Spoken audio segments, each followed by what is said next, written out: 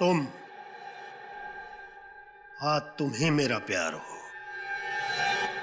मेरा जुनून।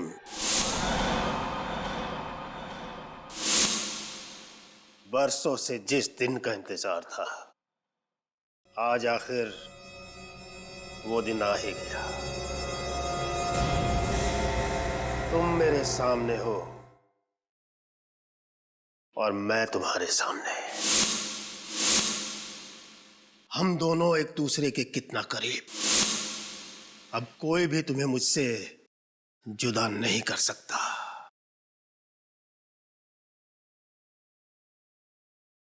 मैं तुम्हें कभी भी अपनी नजरों से दूर जाने नहीं दूंगा, कभी नहीं। नमस्कार, सभी कला प्रेमियों का स्वागत है। मेरे एग्जीबिशन में आने के लिए आप सभी को बहुत बहुत धन्यवाद। खासकर के एसीपी प्रद्युमन और उनकी टीम को, जिन्होंने आज यहाँ आने के लिए अपना समय निकाला। अब मैं इस शहर के जाने माने उद्योगपति और इस फंक्शन के चीफ गेस्ट मिस्टर मुकुल जी से निवेदन करता हूँ कि वो रिबन काटकर इस प्रदर्शनी का शुभारंभ करें। Please welcome. Thank you thank you thank you. आपने मुझे यहाँ बुलाया, ये मेरा सौभाग्य है, पर ये रिबन मैं अकेले नहीं काटूंगा। मैं एसीपी प्रद्युमन के साथ मिलकर इसे काटना चाहूंगा, क्योंकि आप लोगों की वजह से ही हम लोग सुरक्षित हैं। अरे नहीं नहीं मुकुल जी, ये रिबन आप ही काटिए। देखिए, हम जो करते हो हमारी ड्यूटी है, फर्ज है हमारा। प्लीज आइए ना please. Mukul ji, please please please come on, आइए सर।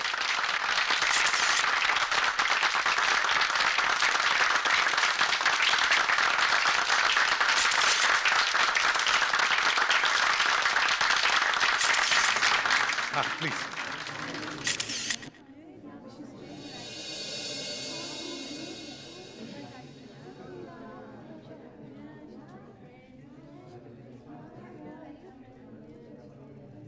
बहुत अच्छी पेंटिंग बनाई है आपने। Thank you Daya sir. भाई, इस पर सोल्ड का टैग लगा दो। ये पेंटिंग मैंने खरीद ली। Excuse me please. भाई मुकुल जी, अगर आपको ऐतराज ना हो तो भाई ये पेंटिंग तो हम खरीदना चाहेंगे। प्लीज। भाई जतेन, बहुत खूब। भाई तुम तो मुझसे भी अच्छी पेंटिंग बनाने लगे। विक्रम सर, आप मुझे क्यों शर्मिंदा कर अरे रहे हैं? खुश रहो, आप ही तो मेरी प्रेरणा हो। जीते रहो। इनसे मिलिए, एसीपी प्रद्युमन जी, दया सर और अरे भाई, इन लोगों को कौन नहीं जानता, ये लोग तो हमारे देश की शान है। अरे नहीं नहीं विक्रम जी, उल्टा आप जैसे कलाकारों की वजह से ही हमारे देश का नाम रोशन होता है। आप शर्मिंदा कर रहे हैं सर। हेलो,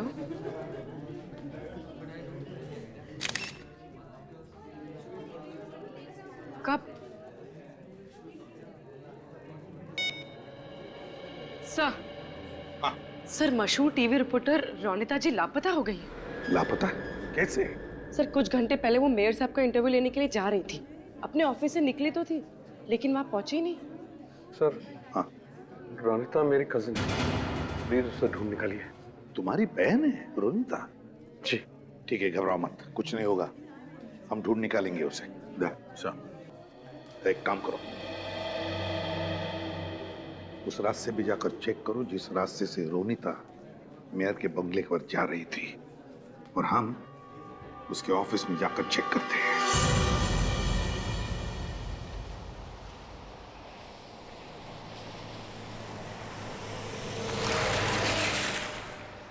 सर हमें रोनिता जी के ऑफिस से निकले हुए 40 मिनट हो गए।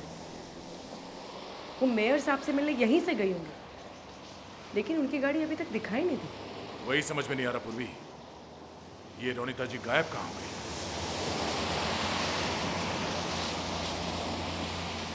एक मिनट पूर्वी, गाड़ी रोको। लगता है ये रोनिता जी की गाड़ी है।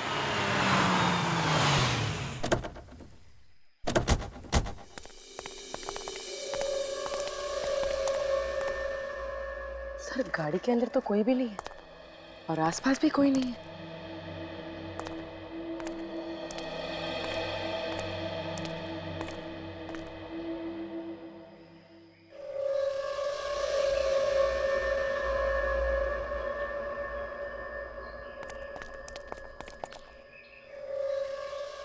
टायर का निशान देख के लगता है कि यहाँ पे कोई ट्रक खड़ा था। सर मतलब रोनिता जी की गाड़ी के ठीक पीछे एक ट्रक भी पार्क था। और इस निशान से साफ पता चलता है कि वो ट्रक बाद में यहाँ इस रोड पे गया है।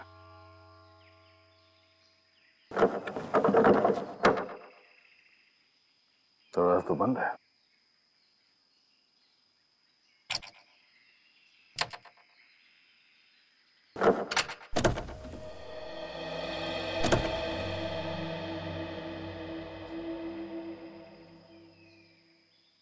गाड़ी के अंदर देख के लगता तो नहीं है कि यहाँ पे हाथापाई हुई है। सब कुछ ठीक ठाक है। फिर ऐसी जगह पे रोनिता जी ने अपनी गाड़ी क्यों रोक दी?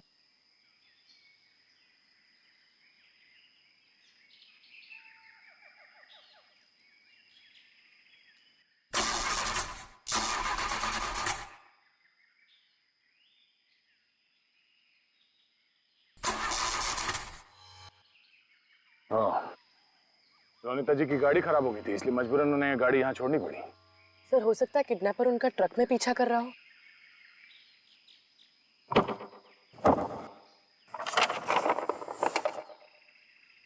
सर ये देखिए, सर गाड़ी खराब होने के बाद रोनिता जी ने जरूर उस इमरजेंसी कार सर्विस को फोन किया होगा। कार सर्विस वाले को? हाँ सर। इसका मतलब कोई ना कोई मैकेनिक तो यहाँ पे आया होगा गाड़ी देखने के लिए, और वही बता सकता है कि यहाँ पे एग्जैक्टली हुआ क्या था। जरा इस सर्विस स्टेशन में फोन करके पता करो। Sir.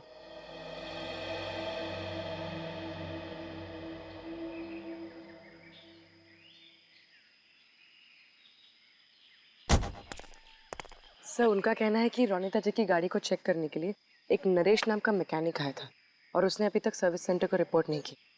Naresh? Chief editor,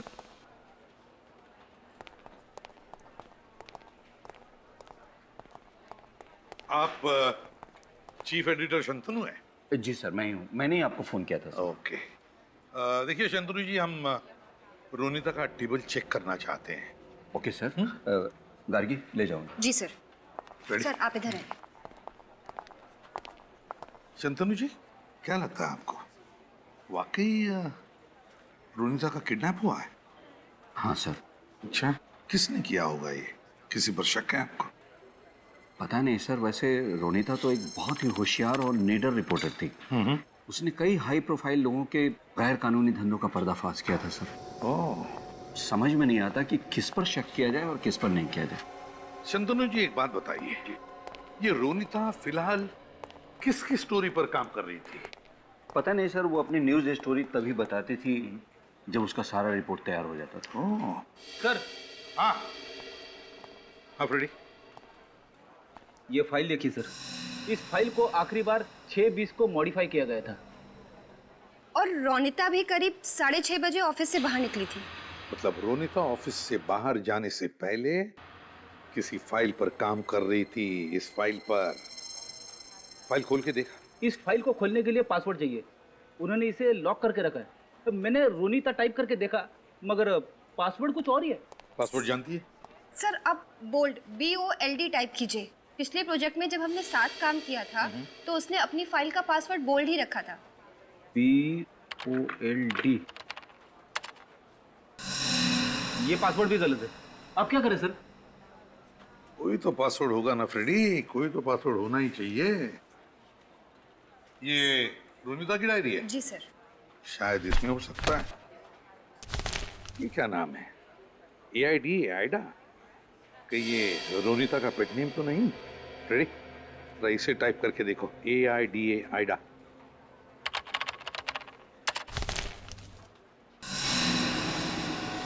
sir, ये फाइल तो डिलीट हो गई। फाइल डिलीट हो गई? इसका मतलब है रोनिता ने अपने कंप्यूटर को इस तरह से सेट करके रखा है कि अगर कोई 3 बार गलत पासवर्ड टाइप करे तो फाइल डिलीट हो जाएगी। ऐसा ही हुआ होगा। देखते हैं और कुछ है क्या। व्योम कौन है? सर व्योम को रोनिता का दाहिना हाथ समझिए।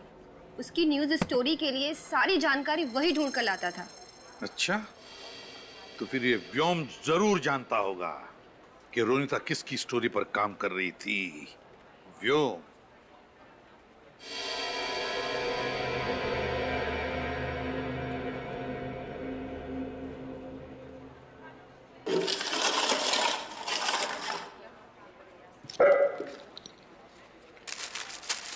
सर ये तो किसी की फोटो लग रही है। हाँ फ्रेडी, सर रोनिता को मैंने ये फोटोज डस्टबिन में डालते हुए देखा था। उसके बाद वो जल्दी जल्दी में कहीं बाहर निकल गई। अच्छा तो देखे तो सही लगा कर किसकी फोटो है ये।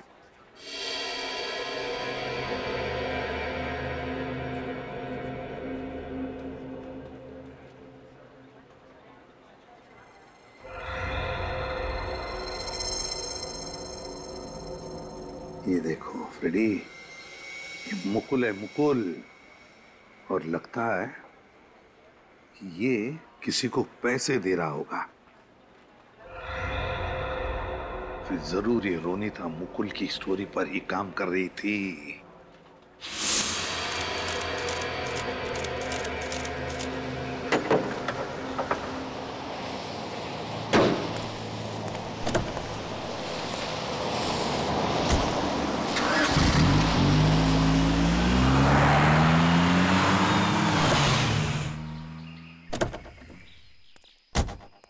नरेश, जी हम लोग सीआईडी से हैं।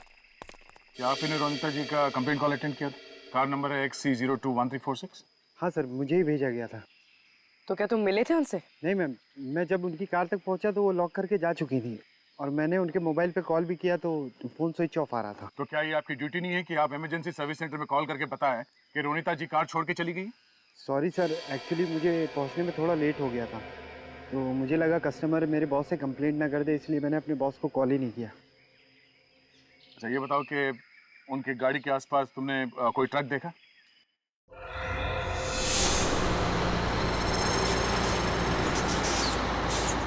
हाँ सर, जब मैं गाड़ी के पास पहुंचा था एक आइसक्रीम ट्रक को जाते हुए देखा।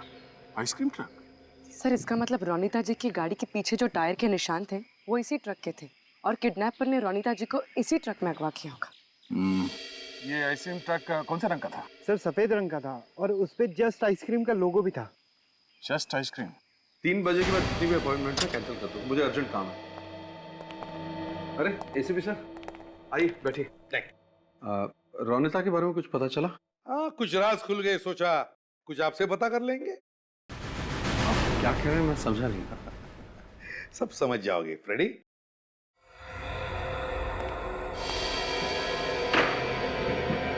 ये सब क्या हो रहा है? आप मुझ पर शक कर रहे हैं? मैं भला अपनी कजन को क्यों अगवा करवाऊंगा? इसलिए ये फोटोग्राफ आपको कहां से मिला? सवाल हम तुम्हें पूछने आए, उल्टे सवाल पे सवाल तुम हमें पूछे जा रहे हो। वाह, बताओ कौन है ये आदमी? और उसे पैसे ही दे रहे हो ना तुम? ये एक एजेंट है, लेकिन मैं किसी से भी मिलूं, कुछ भी करूं, इससे रोनिता का क्या लेना देना? क्योंकि ये फोटोग्राफ रोनिता के ऑफिस में से हमें मिला है, उसकी टेबल पर से। इसका मतलब रोनिता मुझ पर नजर रखी हुई थी, लेकिन क्यों? मुझे तो इस बारे में पता भी नहीं। झूठ बोल रहे हैं आप। आपकी अपॉइंटमेंट डायरी में व्योम का नाम लिखा हुआ है। कौन है ये व्योम? इस व्योम का नंबर तुम्हारे डायरी में कैसे? क्यों? सर ये वो आप मेरी पूरी बात सुन लीजिए। मुकुल जी, तुम्हारे मेहमान बनकर हम तुम्हारे एग्जीबिशन में आए थे, अब तुम हमारे मेहमान बनकर हमारे ब्यूरो में चलिए। इस रोड पर तो हमारा ट्रक कभी जाता ही नहीं है। ये जरूर वही ट्रक होगा जो कुछ दिन पहले चोरी हो गया था। कहाँ से चोरी हुआ था ट्रक हमारा? ट्रक का ड्राइवर ट्रक को लेकर अपने घर गया था, वहीं पर किसी ने उस पर हमला किया और ट्रक लेकर भाग गया। सर ये उस ट्रक का ड्राइवर है, मोंटू। मोंटू, ये सब कब हुआ, कैसे हुआ, शुरू से बताओ। साहब, मैं ट्रक लेके अपने घर गया था खाना खाने और पीछे से कोई ट्रक में घुसा और मेरे ऊपर वार कर दिया। आपने उसका चेहरा देखा था? नहीं, उसने किसी चीज से वार किया और मैं बेहोश हो गया। अच्छा, उस आदमी के बारे में कुछ और बता सकते हो? साहब, उसके शरीर से मांस की बदबू आ रही थी। मांस की बदबू? Thank you. टीवी रिपोर्टर की किडनैपिंग, आइसक्रीम ट्रक की चोरी और किडनैपर के शरीर से मांस की बदबू, सारे कड़ियों को जोड़ना होगा। बताओ मुकुल, अपनी बहन रोनिता को किडनैप करके कहां रखा है तुमने उसे? सर मैंने रोनिता को किडनैप नहीं किया। इनफैक्ट जब ये खबर मिली मैं तो आप ही के साथ था एग्जीबिशन में। क्या चाल चली है तुमने मुकुल जी? हाँ? हमारे साथ रहकर तुमने अपनी बहन को किडनैप करवा लिया ताकि तुम पर कोई शक ना करे, है ना? पर सर मैं रोनिता को क्यों किडनैप कराऊंगा? क्योंकि आप बड़े बड़े टेंडर रिश्वत खिला के पास करवाते हैं और रोनिता इस बात को दुनिया के सामने लाना चाहती थी, इसलिए। क्यों? है ना ये सच? हाँ ये सच है कि टेंडर पास करवाने के लिए मैं थोड़ी बहुत हेरा फेरी करता था, पर रोनिता इस बात को जानती थी, मुझे पता नहीं था। फिर तो आप व्योम को भी नहीं जानते होंगे। कौन व्योम? व्योम, वही व्योम जो तुम्हारे काले कारनामे तुम्हारी बहन रोनिता को बताता था और जिसका फोन नंबर हमें तुम्हारे ऑफिस से मिला, वो व्योम। ओके, मैं मानता हूं कि मैं व्योम को जानता हूं। मेरे अलावा दूसरे जिन लोगों ने टेंडर्स भरे हैं उनकी कॉपीज चुराकर मुझे लाकर देता था, पर यही बातें वो रोनिता को भी बताता था, मुझे पता नहीं था। अच्छा, नहीं मालूम? पूर्वी, जरा व्योम को फोन लगा। सर। विनीत, उस आइसक्रीम के ट्रक ड्राइवर से कुछ पता चला? सर वो ड्राइवर कुछ देख तो नहीं पाया, लेकिन हाँ उसने इतना जरूर बताया कि जिस आदमी ने उसके ऊपर हमला किया था उसके शरीर से कुछ मांस और मटन की बू आ रही थी। मांस मटन की बू आ रही थी, इसका मतलब है ये आदमी जरूर वहीं पे काम करता होगा जहां पर मांस मटन का पैकिंग होता है। जरा मैप निकालो।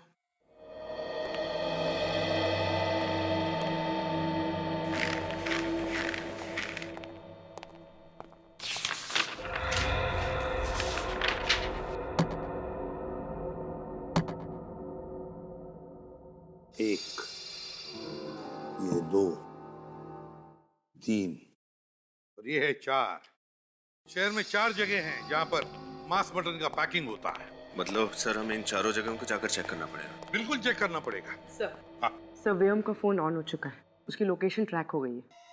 कहां पर? Sir Chincholi area. Chincholi area? Vyom? उठाओ इस व्योम को चिंचोली एरिया से, पता तो चलेगा ये मुकुल सच बोल रहा है या ये व्योम।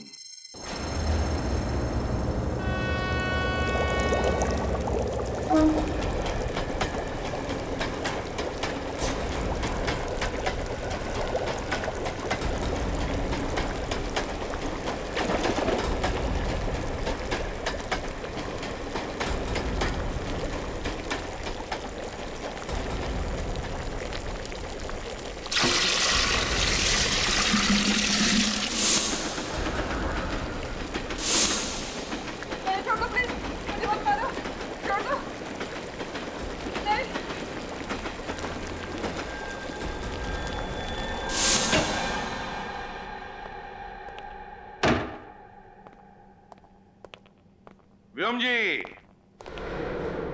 जी आप लोग? सीआईडी, रोनिता जी के बारे में आपसे कुछ बात करनी है। रोनिता? कौन रोनिता? पता नहीं सर, इनके दिमाग में क्या चल रहा है, पहले मना करते फिर मान जाते हैं। मुकुल ने तुम्हारे बारे में हमें सब कुछ बता दिया है व्योम, और तुम उसके लिए क्या काम करते हो ये भी बताया। हमें पता चल चुका है कि तुम मुकुल के सीक्रेट रोनिता जी को बेचते थे और रोनिता जी के सीक्रेट मुकुल को, दोनों को डबल क्रॉस कर रहे हो तुम। अब आप लोगों को सब पता चल ही चुका है तो मैं और क्या बोलूं? रोनिता को किडनैप करके कहां रखा है? क्या रोनिता किडनैप हो गई है? नाटक मत कर, समझा? नहीं सर, मैं सच बोल रहा हूँ। मुकुल जी के बारे में खबर देने के बदले रोनिता मुझे ढेर सारे पैसे देती है। मैं भला उससे किडनैप क्यों करूंगा? आज सुबह कहाँ थे तुम? मैं मुकुल जी के ऑफिस में था, आप चेक कर सकते हैं। रोनिता से तुम्हारी आखिरी बार बात कब हुई थी? मुकुल जी के ऑफिस से निकलने के बाद मैंने उसे फोन किया था। कितने बजे? 1 मिनट, ये 12 बजे। 12 बजे? वो 12 बजे तो गायब हुई थी। और सर हमने रोनिता का मोबाइल चेक किया था, उसमें इनका नाम और नंबर दोनों ही नहीं थे। मैंने उसके प्राइवेट नंबर पर फोन किया था, ये वाला नंबर देखिए।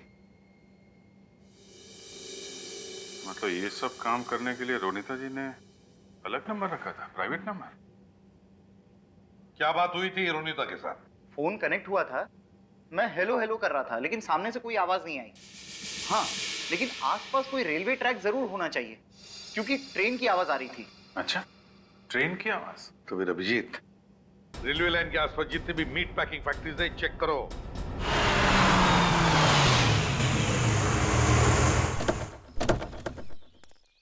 ये आइसक्रीम ट्रक तो यहाँ पर है।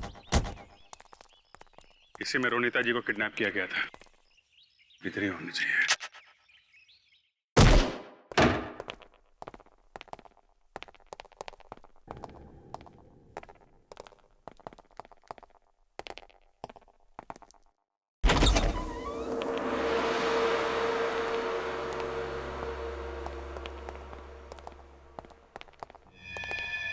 अरे ये सब कौन है? सर ये पुतले हैं सर। मोम के पुतले। बाहर आइसक्रीम का ट्रक, यहाँ मोम के पुतले और रोनिता जी गायब।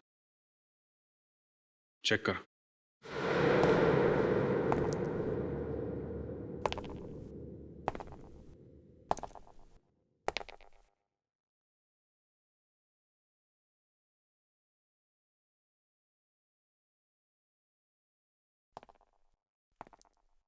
अरे बाप रे, मुझे तो बहुत डर लग रहा है।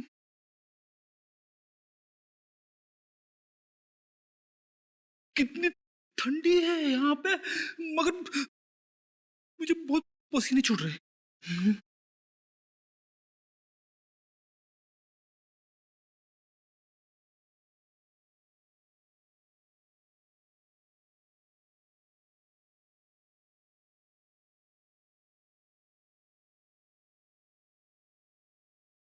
ये तो रोनिता जी जैसा दिखने वाला पुतला है। सर क्या बन? देखिए सर।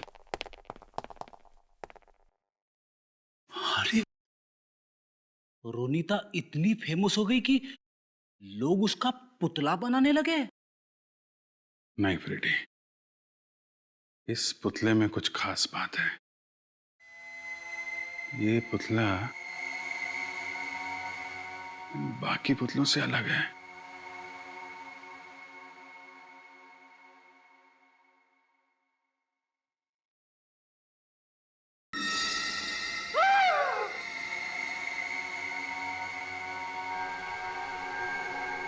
रोनिता जी,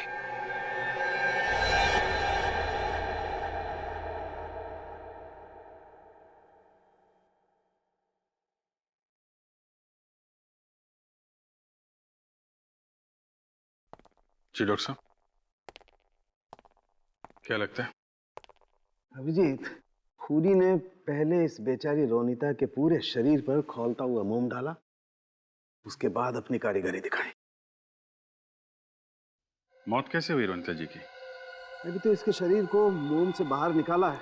मौत कैसे हुई जानने के लिए तो इसकी बॉडी को फॉरेंसिक लैब ले जाना पड़ेगा। सर ये राजू है, इस गोडाउन की देख रेख यही करते हैं। राजू, ये लाश कैसे है यहाँ पे? मुझे पता नहीं सर, मैं तो सिर्फ इतना जानता हूँ कि यहाँ बहुत सारे मोम के पुतले रखे जाते हैं। लेकिन तुमने किसी को तो देखा होगा। कौन आया था यहाँ पे? कोई नहीं सर। सो रहे थे? हैं? किसका गोडाउन है ये? ये विक्रम सर का है, और यहाँ पे जितने भी मोम के पुतले रखे हैं ये उन्होंने ही बनाए। विक्रम जी, जो बहुत बड़े कलाकार हैं, बहुत बड़े मूर्तिकार। विक्रम जी घर पे है क्या? हम लोग सीआईडी से। हाँ है।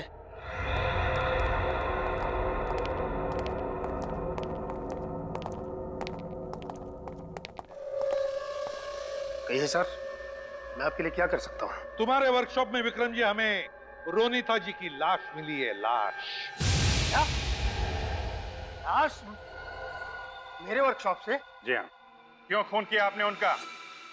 तुम्हें क्या लगा किसी को पता ही नहीं चलेगा कि वो मोम का पुतला नहीं, एक औरत की लाश है जिस पर मोम की परत चढ़ी हुई है? बताइए, क्यों किया इतने बेदर्दी से खून? मैंने रोनिता जी को नहीं मारा सर। मैंने जानता कि रोनिता जी की लाश का पुतला बनाकर किसने और क्यों मेरे वर्कशॉप में रखा सर। सर मैं तो पिछले कई दिनों से अपने वर्कशॉप में गया ही नहीं सर। आप लोग चाहें तो वहां जाकर पूछताछ कर सकते हैं सर। मैं रोनीता जी को जिंदगी में कभी मिला तक नहीं सर। अब मेरा उनसे कोई संबंध ही नहीं। मैंने तो सिर्फ उनको टीवी पर देखा है बस। चलो मान लिया विक्रम जी कि तुम रोनीता जी को जानते ही नहीं थे, लेकिन एक बात तो बता सकते हैं कि उनकी लाश से बना ये मोम का पुतला तुम्हारे वर्कशॉप में कैसे? वो मैं नहीं जानता सर। हाँ सर, एक बात है, कल सुबह मेरे वर्कशॉप के सब पुतले एक प्रदर्शनी के लिए ले जाए जाने वाले थे। क्या कहा? प्रदर्शनी में? हाँ सर। अभिजीत, इसका मतलब है कि ये खूनी अपना जुर्म छुपाना नहीं चाहता। वो चाहता है कि रोनीता जी की लाश से बना मोम का पुतला पूरी दुनिया देख सके।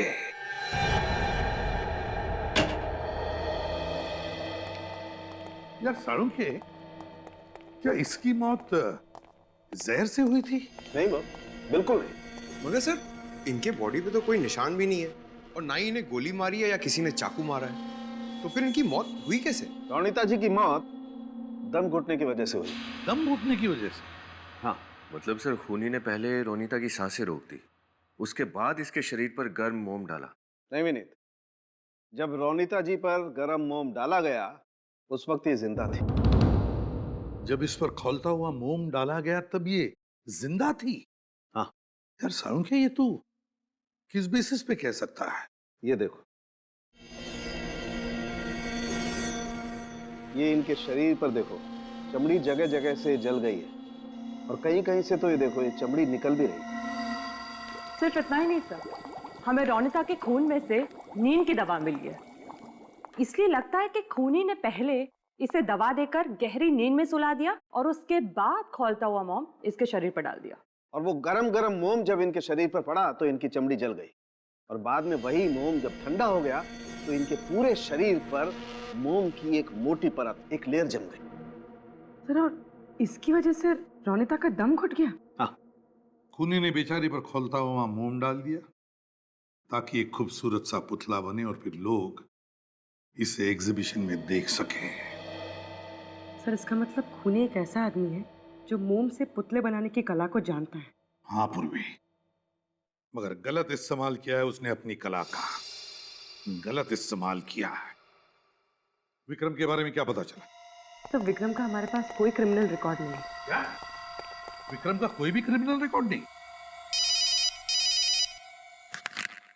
एसीपी प्रद्युमन या क्या? ठीक, हम पहुंचते हैं। क्या हुआ सर? प्रसिद्ध लेखिका शर्मिला जी गायब हो गई है। मैं ही शर्मिला का पति हूँ। आप ही ने फोन किया था हमें? जी हाँ, शर्मिला अचानक गायब हो गई, तब से मैं बहुत टेंशन में हूँ। देखिए राकेश जी, आप टेंशन बिल्कुल मत लीजिए, आपकी पत्नी शर्मिला जी को हम ढूंढ निकालेंगे। अच्छा ये बताइए कि आपकी पत्नी शर्मिला जी कब गायब हुई थी? सर, वो मॉर्निंग वॉक के लिए निकली थी। आपकी पत्नी हर रोज मॉर्निंग वॉक करने जाती है? जी हाँ। तो फिर उनके गायब होने की खबर आपने हमें पहले क्यों नहीं दी? सर, ऐसा है कि शर्मिला एक कामयाब लेखिका है। वो कब कहाँ किससे मिलने जा रही है ये हर समय बताकर तो नहीं जाती, और फिर वो स्वाभिमानी और कड़क मिजाज की। हर वक्त कोई उसे टोकता रहे ये उसे पसंद नहीं। लेकिन जब वो नहीं आई तो मुझे चिंता होने लगी कि वो कहीं कोई मुसीबत में तो नहीं है। तो फिर आपने शर्मिला जी को फोन करने की कोशिश नहीं की? कई बार फोन किया लेकिन उसका फोन स्विच ऑफ बता रहा है। मिस्टर राकेश, आपकी पत्नी की किसी के साथ बहस वगैरह हुई थी? देखिए सर, वो सिर्फ किताबें या कहानियां नहीं लिखती, वो एक क्रिटिक भी है। वो अखबार में कला के बारे में, फिल्म के बारे में, सामाजिक मुद्दों के बारे में भी लिखती है। उसे किसी का डर नहीं, जो सच है वो अपने अखबार में लिखती है। और जाहिर है कि इस बात से काफी लोगों को प्रॉब्लम भी होगी। बिल्कुल, उसका लेख पढ़कर बड़ी बड़ी हस्तियां नाराज हो जाती हैं। ये शर्मिला जी हाल ही में कुछ खास करने वाली थी? जी हाँ सर, वो अपने नई किताब के लॉन्चिंग फंक्शन में जाने वाली थी। पहली बार तो वो खूनी अपनी मोम की कारीगरी को एग्जीबिशन तक नहीं पहुंचा पाया, लेकिन इस बार वो जरूर कोशिश करेगा कि उसका अधूरा सपना पूरा हो। अच्छा ये बताओ कि ये बुक लॉन्च का फंक्शन कहाँ होने वाला है? सर, शर्मिला जी की बुक लॉन्च की तैयारी चल रही है। मतलब वो किडनैपर कभी भी यहाँ पे आ सकता है। एक्सक्यूज मी, हम लोग सीआईडी से हैं। क्या बात है आपका? यहाँ पे कितने लोग काम करते हैं? 7-8 लोग। और आप इन सबको जानती हैं? जी हाँ, मेरी ही मैनेजमेंट कंपनी के लोग हैं। ठीक है, कोई अनजान आदमी या औरत दिखे तो हमें तुरंत इन्फॉर्म करना, ठीक है? Sure sir. Madam, madam, madam जल्दी इधर आइए। मैडम जल्दी इधर आइए। सर ये देखिए सर, क्या हो गया? तो दूर खड़े हो जाओ।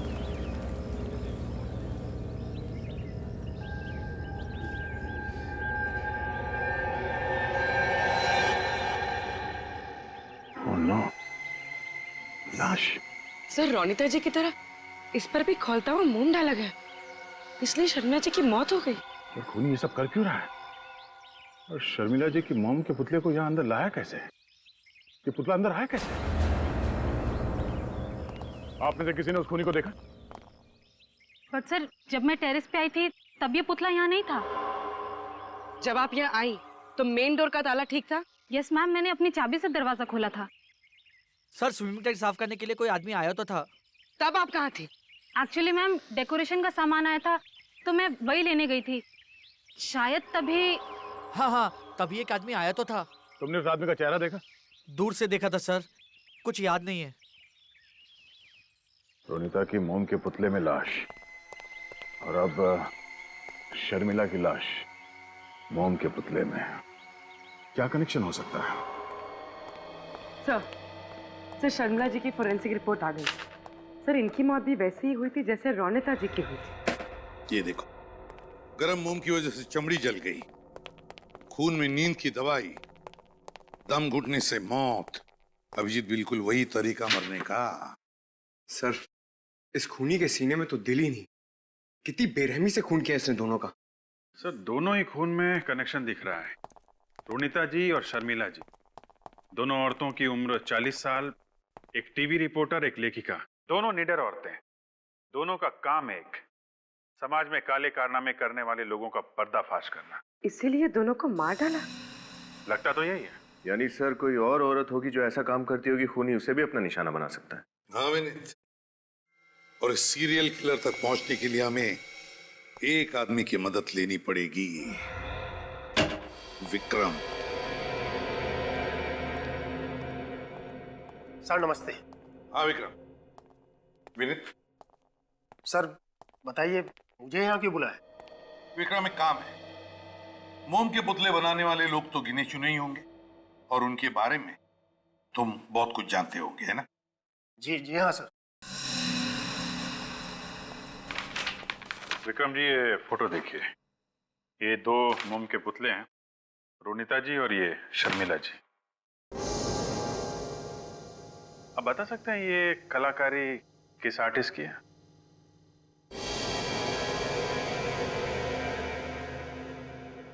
सर दोनों पुतले एक ही कलाकार के बनाए हुए हैं।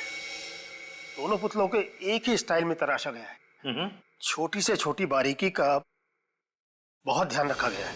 बहुत समय दिया गया है सर ये पुतले बनाने में। कौन आर्टिस्ट है ये? कभी देखा है इसका काम? जी हाँ सर, इस शहर में एक ही कलाकार है जो इस स्टाइल में पुतले बनाता है। कौन है? जी, उसका नाम है उत्तम। उत्तम? ये झूठा इल्जाम है मुझ पर। मैं तो इन दोनों औरतों को जानता तक भी नहीं। मैं क्यों इनकी जान लूंगा? मैं क्यों इनके मोम के पुतले बनाऊंगा? मिस्टर उत्तम, ये जिस तरीके से मोम के पुतले बने, ये लेयरिंग, ये ड्रेपरी का स्टाइल, ये आपका नहीं है। मैं मानता हूं कि ये लेयरिंग और ड्रेपरी का स्टाइल मेरा ही है, लेकिन मेरे स्टाइल में कोई और भी तो काम कर सकता है। मैं इसे साबित कर सकता हूं। अच्छा, कौन बना सकता है? कौन है वो आदमी?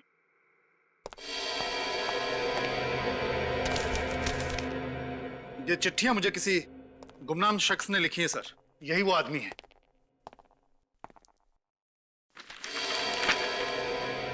तुमसे अच्छा कलाकार तो मैं हूं, लेकिन तुमसे अच्छा नसीब मेरे पास नहीं है।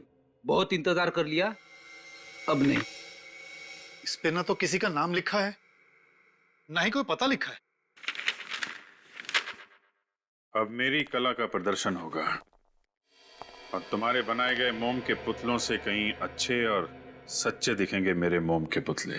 तुम्हें 3 साल लगे, लेकिन मुझे सिर्फ 3 हफ्ते लगेंगे अपनी कारीगरी दुनिया के सामने लाने में। सिर्फ 3 हफ्ते। ये बात तो तय है कि ये चिट्ठी लिखने वाला आदमी ही खूनी है। यही वो कलाकार है जिसने रोनिता जी और शर्मिला जी को मारा और उनके मोम के पुतले बनाए। उत्तम जी, आपका ऐसा कौन सा कॉम्पिटिटर है जो इस हद तक गिर सकता है? ऐसा तो कोई मुझे याद नहीं आता सर। किसी पे शक है आपको? जी नहीं सर। हाँ सर, इस खत में लिखा है तुम्हारा करियर खत्म हो जाएगा बबलू। आपका नाम बबलू है क्या? कॉलेज में मुझे बबलू कहते थे। कौन से कॉलेज में पढ़ते थे आप? के कॉलेज ऑफ आर्ट्स। के कॉलेज ऑफ आर्ट्स।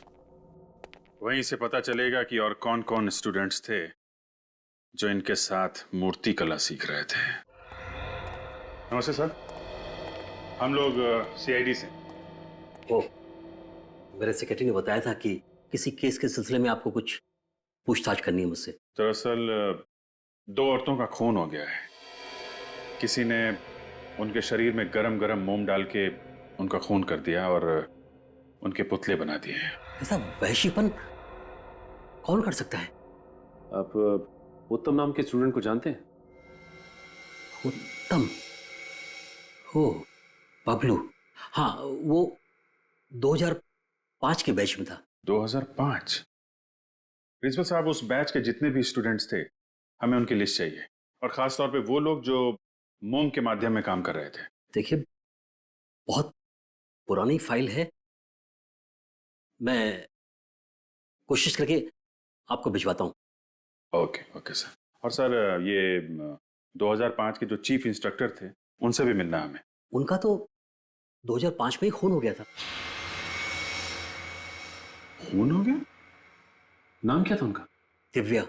कैसे मौत हुई दिव्या जी की? उनकी बॉडी एक कोल्ड स्टोरेज में पड़ी हुई मिली। बहुत तहकीकात हुई लेकिन खूनी का कुछ भी पता नहीं चला। और कुछ बता सकते हैं आप दिव्या जी के बारे में? देखिए, वो बहुत ही स्ट्रिक्ट थे, कड़क स्वभाव था उनका। स्टूडेंट गलती करता था तो वो बहुत डांटती थी उन्हें। उम्र क्या रही होगी उनकी? यही लगभग 40 के आसपास रही होगी।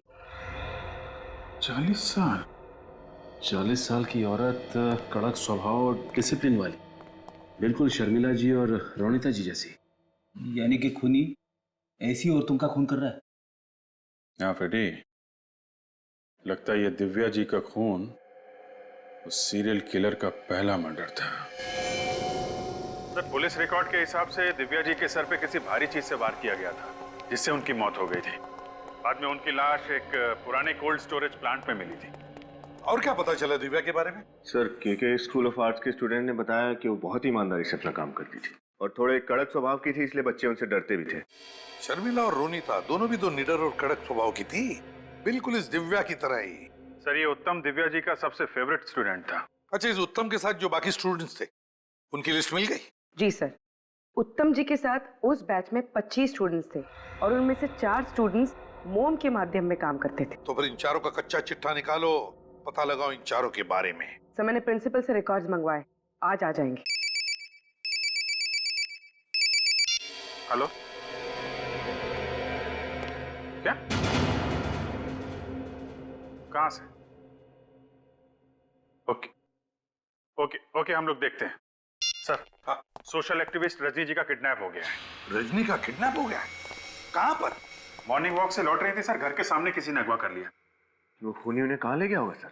एक जगह हो सकती है जहां खूनी ने पहला खून किया था दिव्या जी का, वो बंद पड़ा हुआ सुनसान कोल्ड स्टोरेज प्लांट। हाँ अभिजीत, बिल्कुल सही है। इससे पहले कि रजनी की जान चली जाए, हमें इस खूनी को पकड़ना ही होगा। तुम कौन हो? क्यों मुझे लेकर आए हो? मुझे जाने दो प्लीज। मैंने तुम्हारा क्या बिगाड़ा है? कैसे जाने दूं? तुम ये सब इसलिए कह रही हो क्योंकि तुम नहीं जानती हो। दुनिया की सबसे सुंदर और महान मूर्तियों में तुम्हारा नाम लिया जाएगा। आज से हजारों साल तक लोग तुम्हें याद करेंगे। अमर होने वाली हो तुम। करना क्या चाहते हो तुम? ज्यादा कुछ नहीं, बस तुम्हारी मोम की मूर्ति बनाना चाहता हूं मैं। ये जो तुम्हें सामने गरम गरम खौलता हुआ मोम दिखाई दे रहा है ना, ये मोम तुम्हारे शरीर पर डाल दूंगा। थोड़ा सा जलेगा, ज्यादा नहीं, क्योंकि मैंने ऑलरेडी तुम्हें सेडेटिव दे रखे हैं। उसके बाद मैं तुम्हें कोल्ड स्टोरेज में डाल दूंगा और ये गरम गरम पिघलता हुआ मोम तुम्हारे शरीर पर जम जाएगा। और उसके बाद उसके बाद मैं अपनी कलाकृति दिखाऊंगा। नहीं प्लीज, मुझे मरना नहीं है।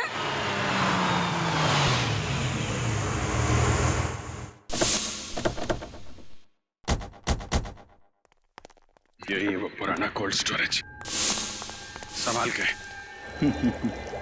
मोम भी सही तापमान पर गर्म हो गया है। नहीं, मुझे नहीं मरना है, छोड़ दो मुझे।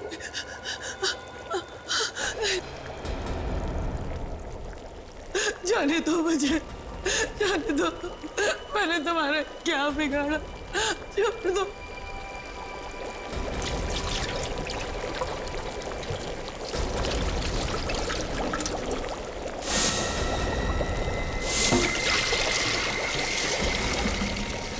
जाने दो, भगवान के लिए छोड़ दो मुझे। तुम ऐसा नहीं कर सकते। नहीं, नहीं, मुझे जाने दो मुझे। शुभ काम के समय रोया नहीं करते, हंसो, मुस्कुराओ। अरे मुस्कुराओ, तुम्हारे अमर होने का समय आ गया है। तुम मेरी सबसे खूबसूरत कृति होगी और तुम्हारी मूर्ति की नुमाइश मैं नेशनल म्यूजियम में करूंगा।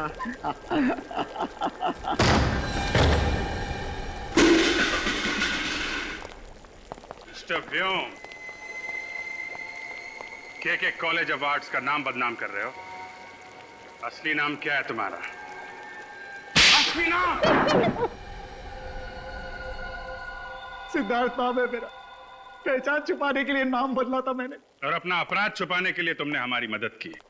बहुत कोशिश की तुमने हमें गुमराह करने के लिए।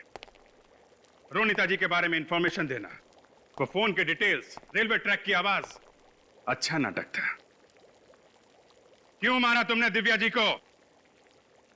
हमेशा मुझे डांटती रहती थी। उत्तम ही उसका सबसे चहेता स्टूडेंट था। इसी कोल्ड स्टोरेज में हम लोग प्रैक्टिकल्स के लिए आया करते थे और इसी कोल्ड स्टोरेज में उसने सबके सामने मेरा अपमान किया था। और इसीलिए तुमने दिव्या जी को इस कोल्ड स्टोरेज में मारा और उत्तम के स्टाइल में उसका पुतला बनाया ताकि उत्तम फंस जाए। हाँ, दिव्या जैसी औरतों को मारकर मैं अपना गुस्सा उतारता रहा। दिव्या ने मेरा भविष्य बर्बाद कर दिया था। कोई किसी का भविष्य बर्बाद नहीं करता है। इंसान अपना भविष्य खुद बनाता है या खुद बिगाड़ता है। तुम्हारी तरह। फांसी होगी तुम्हें, फांसी।